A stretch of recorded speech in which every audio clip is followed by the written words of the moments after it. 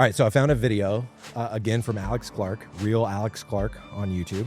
She interviewed a mom of 10, Abby Halberstadt, about gentle parenting and whether Christians should roll with gentle parenting or not. Here was the 6 big takeaways from this video. The first one being gentle parenting mistakes passivity for patience. If we're talking about this pendulum swing away from obey me without question, I don't care how you feel, then it makes sense that you would be going towards all feelings are valid, and let's just find the verses in the Bible that say that all feelings are valid and we should be kind and gentle, right? Second one being discipline is not abuse, it's discipleship. The inherent goodness of the child to the exclusion of God's justice and the fact that he does use discipline to teach his children because he loves them, not because he hates them, right? And the last thing in the world that I want to do is either convey God as only angry, which is not true, or only merciful. Third, children need authority, not equality. That's gonna ruffle some feathers. That if the concept is absolute, then it starts going to the next thing, which is, no, I will not eat vegetables. To the next thing, which is, I don't really think that I was born this gender. To the next thing, which is, I reject all of the ideologies that you have raised me with completely. Fourth, emotions should be guided, not governing. My child is telling me that, they're this different gender. Well, whatever they say is best. I want to respect them. I want to affirm them. I mean, so much of this affirm every emotion, respect their opinion stuff. I can just see the slippery slope. As we learn the heart of our children, we will start to become experts on what they love, what they're interested in, what makes them tick. And those are all really good things. So the concept of giving a child choices, the concept of giving a child input, the concept of respecting their preferences, when the world won't revolve around them and make everybody else's lives miserable because I'm respecting their choice. We've got to teach our kids that they live in a wider world, right? Number 5, self-control starts with the parent. Should children have a choice on if they should obey or not? Absolutely. They should have a choice to obey? Yes, and if they don't obey, their choice is a consequence. Number 6, grace without truth creates fragility. Deuteronomy 6:6-8 says, talk about God's ways when you sit, lie, stand, and walk. Then clearly, I am being tasked with conveying God's commands to my children. We got spirit, and I know you hear it. There's no give up, give up, give up, give up in us. Maybe ruffle some feathers. What are y'all's thoughts? I don't think so. That feels no-brainer. Well, I feel like fragility has been a word that the right has been using lately that is bringing, I think, light to a lot of the bad ideology that's been coming from a huge part of culture. So that's why fragility, I see the word fragility, I'm like, oh, people are going to hate that word because it has been weaponized against their ideology. But what are y'all's thoughts here on gentle parenting? So I love the distinction between passivity and patience, because I think like that's the part that draws somebody into this concept of gentle parenting is like, oh, it's so gracious and patient, and that's what people need, is they need these things. And there are virtuous elements of that, good elements of that, right? And so I think back to like the truth element too, is like, I think what we would want to say the Christian approach is actually you are high grace still and you're high truth, and that does come with authority and that does come with discipline. But to the point of like, there's a difference between being patient and being passive. So like you want to have patience with your toddler that may not understand the consequences yet or is just getting crazy, right? You want to have patience with them, but to abdicate is passivity, and that's a very negative thing, a toxic thing, right? It's almost like there's a toxicity to this gentle parenting when you go down that path of like you're indexing so much on grace that you're not actually giving them truth, and you're not giving them. And part of truth, by the way, is that there's consequences in life, and you need to actually experience the consequences of bad decisions. Whenever I hear the term gentle parenting, I feel like I need to pause and just get a definition. Yeah, there's just certain phrases in our culture right now that are just like every time someone uses it, I know they're not using it the same way someone else is using it. So even racism is a word that gets used. Yeah. Christian nationalism is another one. Separation of church and state. There are these terms that get thrown around, The word empathy, greatly used very differently by different people. Yeah. And so gentle parenting seems like there's an official definition. Yeah, like there's got to be, because if you define it just by the words, it's like, of course, we want to Right. parent with gentleness. Right. Yes. Yeah.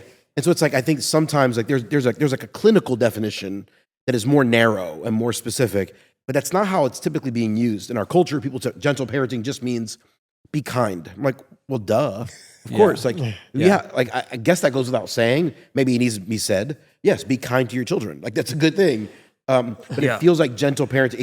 It gets so broadened, and then there's so much equivocation. You're not really sure what we're dealing with here, and so.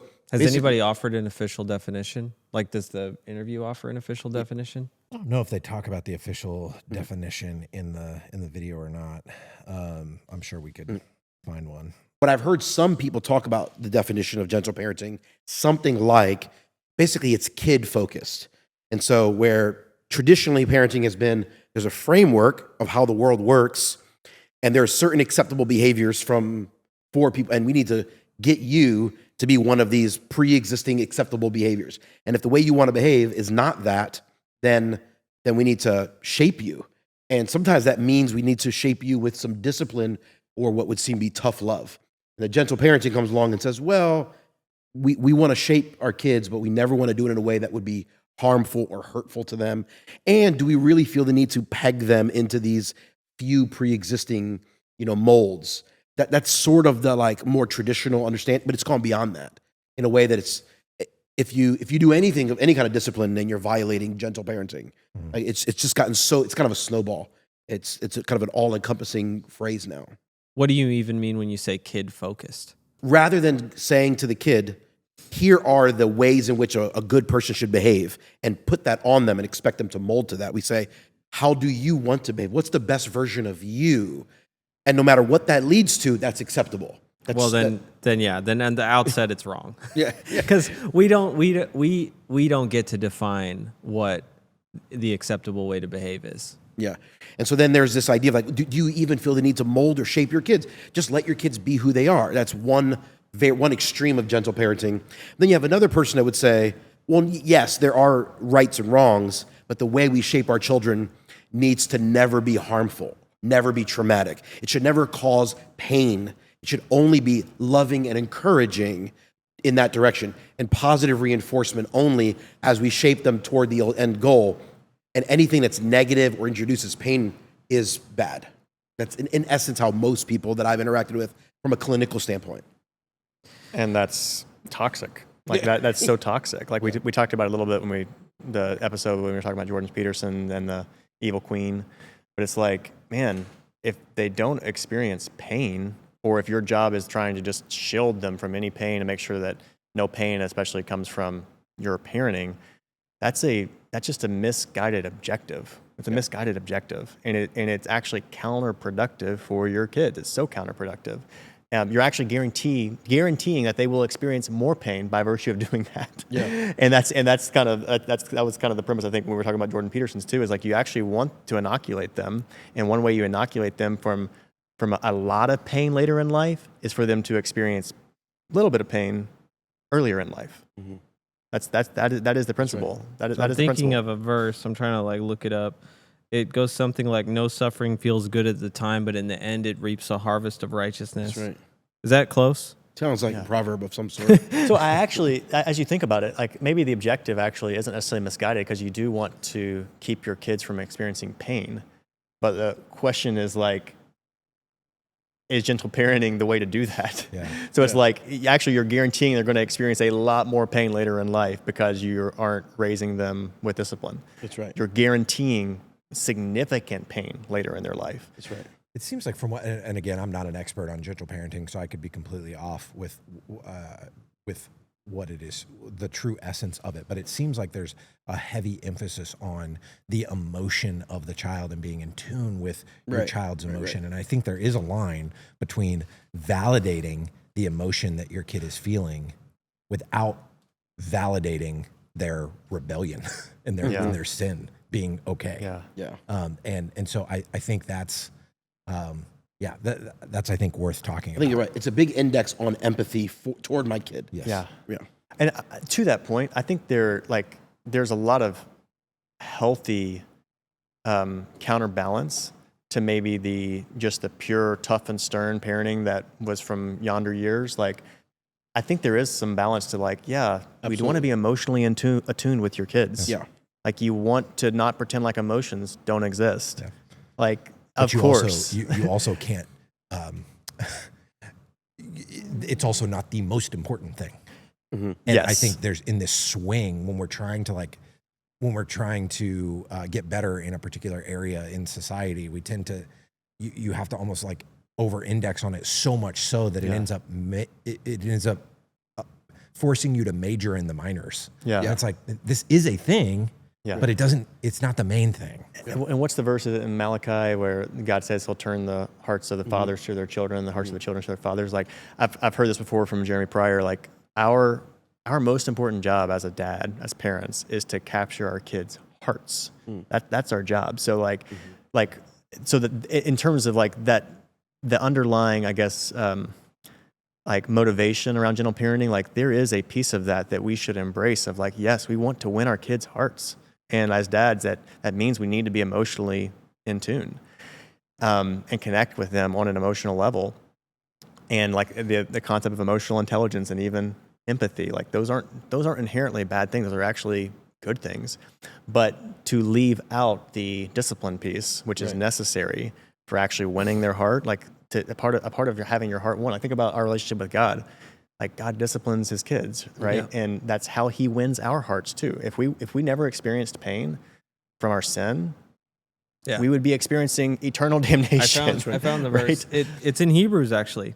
No discipline seems pleasant at the time, but painful. Right. Later on, however, it produces a harvest of righteousness and peace for those who have been trained by it. That's right. When I think about gentle parenting and I think about like what's the steel man of it, or how would an advocate of gentle parenting talk about it, I think about the shorts where it'll be like the kid is having a temper tantrum or crying or whatever, and instead of disciplining the parent will like get down at the level of the child and talk them through the emotional experience they're having, and then sort of like lead them in the emotional experience they ought to be having. And I would say, generally speaking, that is a good thing. I would say that probably ought to be our first response as often as we think we can do it. Like as often as we think it would be good for a child to be like, all right, I'm going to condescend to their level, and I'm going to try to work them through this experience that they're having. However, the thing is, if that's all we ever do, then I think that we become, I don't know, there's something to, when I think about the way that God has disciplined me, I would say very often God takes an approach that feels something like that, where God is condescending to my level, and He's like, we're going to talk through it, da-da-da-da. And then every once in a while, I feel like I just push too hard, and God's like, all right, pain, boom. Yeah. And some painful, I was disobedient, so God goes, here's pain. And the cool thing about it is two things. One, it's almost never as bad as what I deserve. That's right. Like, I can always look back on it and go, man, there was grace in that spanking. Wow. Mm-hmm. Like, I'm thinking of a particular one, and I'm like, that went so much better than it could have. And yet, it was painful enough that I'm able to look back on it and go, I'm not doing that anymore. I'm not going to do that again. That's right. You know, so good. and so that's the goal of a spanking, is to give your child a memory of discipline. The goal of discipline, painful discipline, is to give your child a thing that they can call back to and go, I am not going to do that again. That's right. And they need to feel like they deserved it. And I think they probably need to feel like they deserved worse than what they got. But they still need to not like what they got. Does that make sense? Yeah, So good. that's really good. That's a tightrope. Yeah. It is very tight. We're going to get it wrong often as parents. Yeah. I think practically, it often comes down to one. There's a lot of different elements, and I've heard different people online talk about gentle parenting and with different definitions, different arguments and elements. But it all comes down to there's always one major question, and it's around spanking. Like, that becomes the litmus test for whether or not you're a good gentle parent. Do you spank your kids or not? Again, I'm oversimplifying it. There's more nuance to it. There's certainly more to that. But that feels like that becomes, particularly in Christian circles. Spanking was like as you go through the 1940s, 50s, 60s, spanking was down in America significantly, particularly amongst Christians statistically. And then it has this resurgence in the 70s and 80s. There's lots of reasons for that, but the primary reason is James Dobson.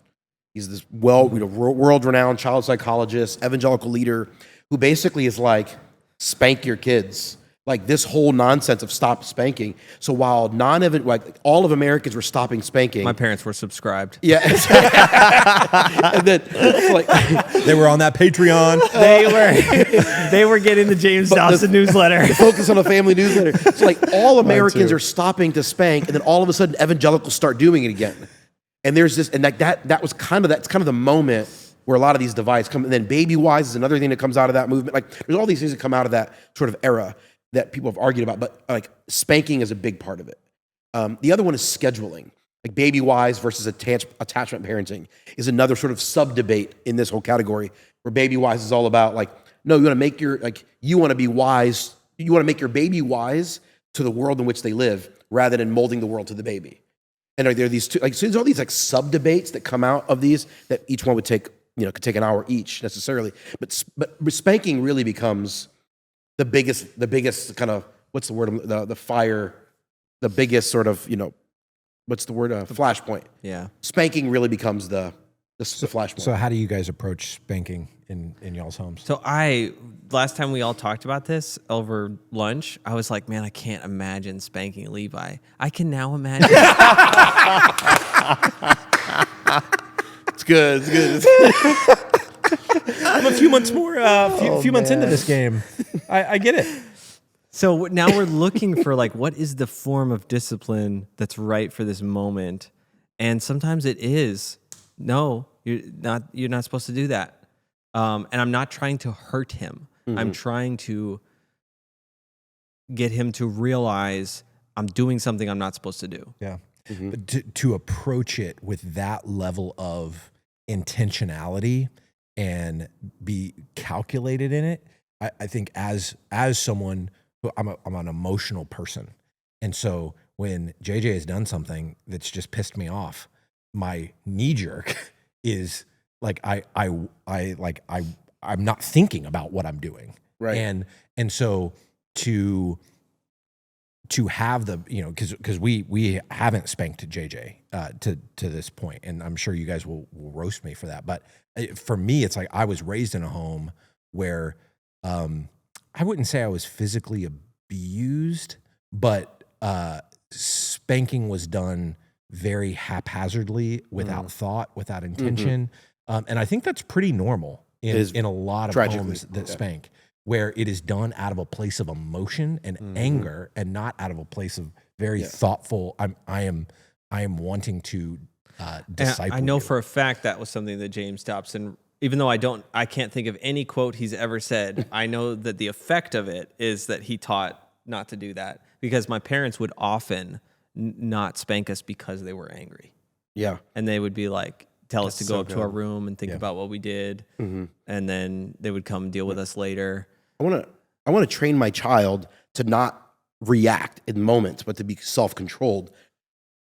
That would be I have to model that. And so when Letty touches something she shouldn't touch, and I just react, stop, boom, smack her hand, which is what my parents would do to me. And by any definition you would use, I was abused as a child. And so I look back to my childhood and go, that's how I'd be walking in the grocery store. If I touched the cereal box my dad didn't like, he'd pop me in the back of the head. And it was just instant reaction. So I learned in life, something happens to you and it's fast and furious, you respond. And that became my inclination. And I've had to undo that for 20 years or more of counseling. And I don't want to instill that in my kids. And so if Josiah touches something he shouldn't, I go, uh-oh, that was a bad choice. We go, uh-oh, we use a book. There's a book called Love and Logic, which I would commend. It's fantastic curriculum. And you use a trigger word. And so if our kids do something, we go, uh-oh, you made a bad choice. I'm sorry. Now you have to suffer the consequence of it. And there's a moment of pause. They go, oh, and I'll smack his hand if he's touched something. It helps to go, oh, Daddy didn't just react. He wasn't just angry. It was, Daddy paused. I'll try to bring my voice tone down. And if I'm incapable of doing it in the moment, then I'm going to self-select. It is better for me not to discipline him than for me to do it in an unhealthy fashion, is what I've kind of determined. I don't know if that's right or wrong. That's what I've just sort of determined for our family. And so we regularly want our kids to know this is going to happen to you because you made a choice. I actually feel bad for you. And now you have to suffer the consequences of the choice you made. You're in it with them. You're not attacking or against them. Yeah, I think your kid's feeling that it actually is not something that you enjoy when you'd have to discipline. Yeah. It's important. And I like back to the heart of it. Like I actually love that line you just said of like, you've made the decision that if you can't do it in a healthy way, it's better not to do it actually. That's probably a good rule of thumb. Probably a good rule of thumb. I mean, we should be challenging ourselves to do it in a healthy way. But if we're in that spot where it's like, then it's at least it's putting it off, right? Yeah. Until you can be in a healthy spot. But when your kids like know your heart, and they actually know it, and I think with my kids being 7 and 6, even like they're at a point now where they know that daddy doesn't like to discipline them, have to punish them or whatever it is.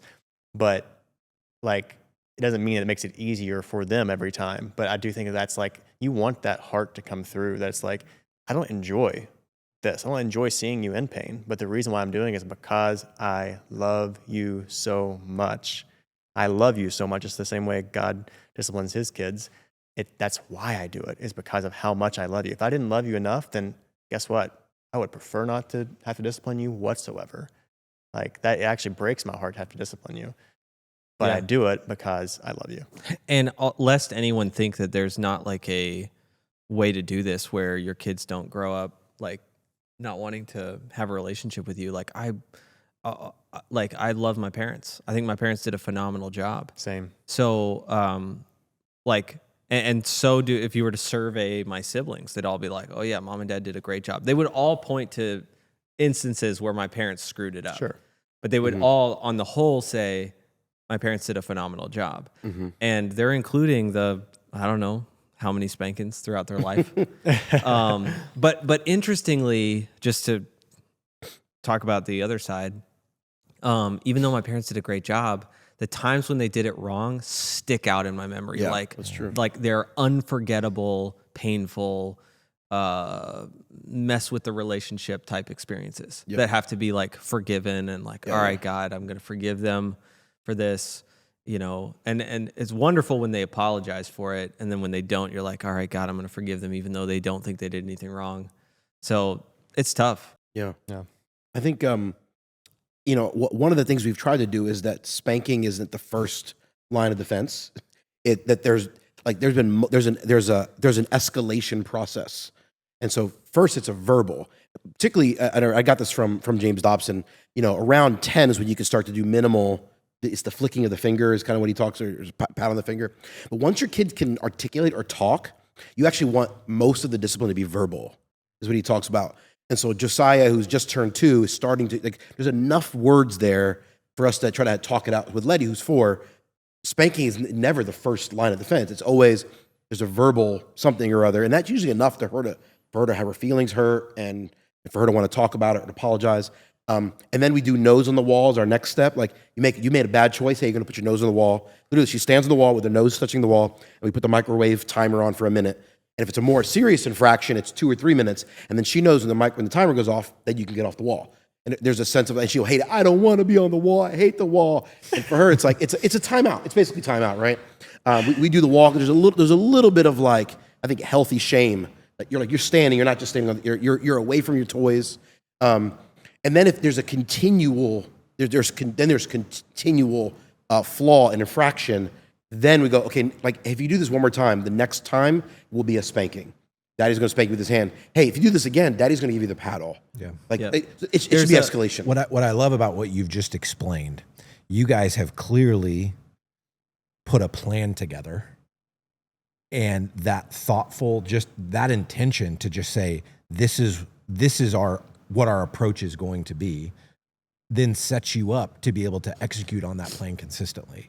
And what I've found is that so often it's not, there is no like architecture of what that plan is. And so you're reacting, you end up being kind of put in this place where it's so much easier to react because you don't have a plan to rely on. That's a great point. Like I feel like throughout my childhood, I always knew what I always knew the way that it goes. That's right. Like I always knew like, okay, shoot, this is the second time my parents are having to tell me this. I know it gets worse from here. Like, That's so good, man. yeah, Yeah. yeah.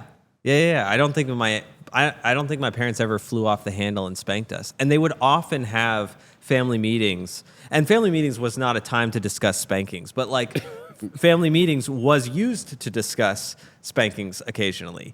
And the way that they would discuss it is they would say, look, mom and dad are trying this system because we believe this is what God wants us to do, and it looks like this, and here's the philosophy behind it. We're all supposed to go a certain way when it comes to our behavior, and when we veer off the path, we have to be redirected back onto the path. And if you resist that redirection, we have to introduce pain to get you back onto the path.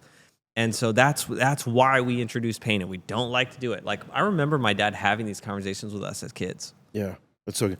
On the flip side of that, we also try to reinforce a lot anytime a kid makes a good choice. And my hope is that throughout the course of the day, my daughter has heard me tell her she's made a good choice more than she's heard me tell bad choice. And so every time she does it, so important. She shares with Josiah, man, that was a good choice. Thank you so much for making that good choice.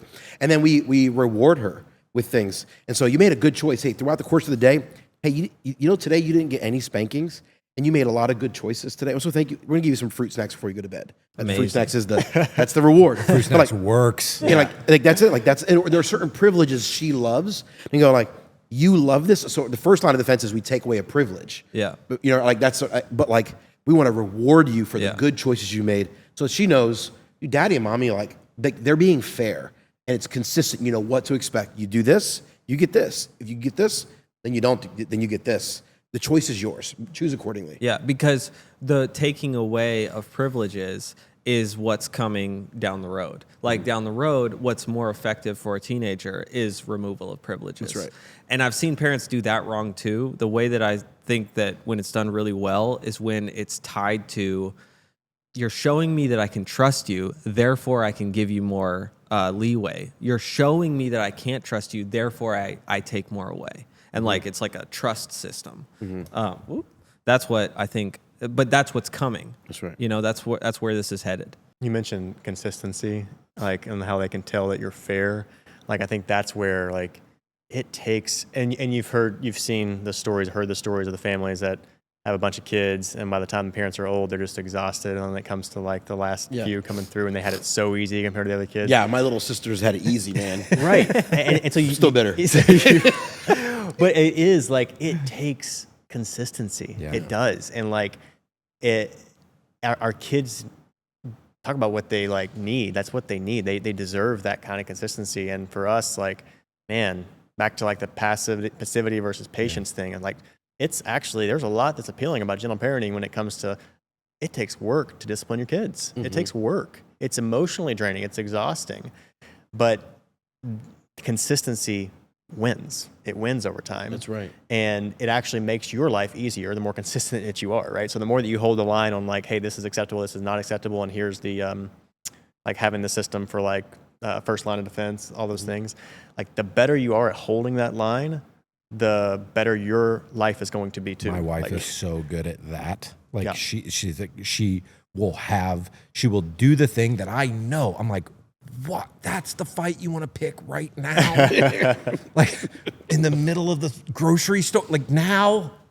But she knows that like she embodies that idea that like doing the hard thing now is ultimately better in the long run. And if you don't do it now, you're gonna pay the price down the road. And like, so I'm very grateful for she is a living embodiment of what you just said. And I'm grateful for it now as we sit here and talk about it on a podcast. I'm not so grateful for it in the moment. I think there's a belief that it animates gentle parenting. Like, obviously, I feel like this is the obvious thing, and that's that like so much of the Christian worldview on parenting clashing with the world's worldview on parenting comes down to, is your child fundamentally a sinful human being or fundamentally a good human being? And gentle parenting does not believe that your child has a sin nature and sin wants to rule over your child.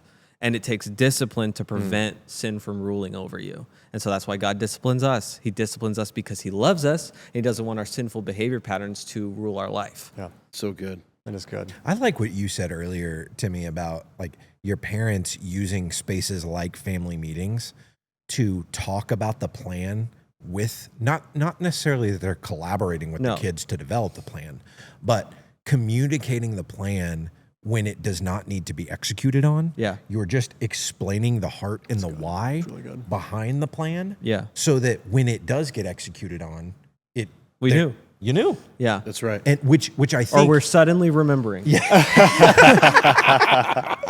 which I think is this like, it's this subtle nod to what we've been talking about, that like we're not doing, like, this is being done because our parents care for us and love us. That's right. Yeah. And I don't know that they would be able to articulate it at a super young age in that way, but I love that you brought up that example of being even just like you talking about the nose on the wall thing. I'm like, JJ's 4.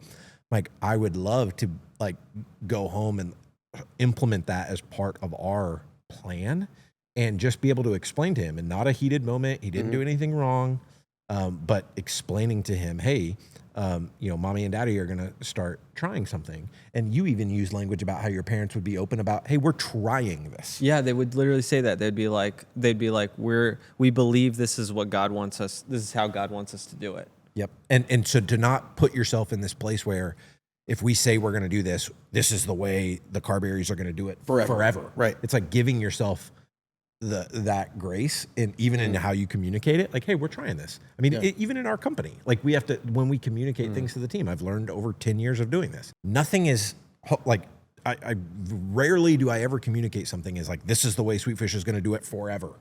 It's, hey, we're going to try this for the next couple months and see how it works. Yeah. And some of you are going to love it. Some of you might hate it.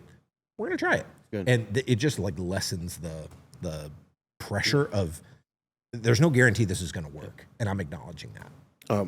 Something for like for that, like something we're trying to do. I'm in the process of developing, and I got a Canva template where I'm creating the 10 commandments of the Ortiz home. Yes. And basically, I'm just taking the 10 commandments, God's moral law, and I'm basically summarizing them for our family.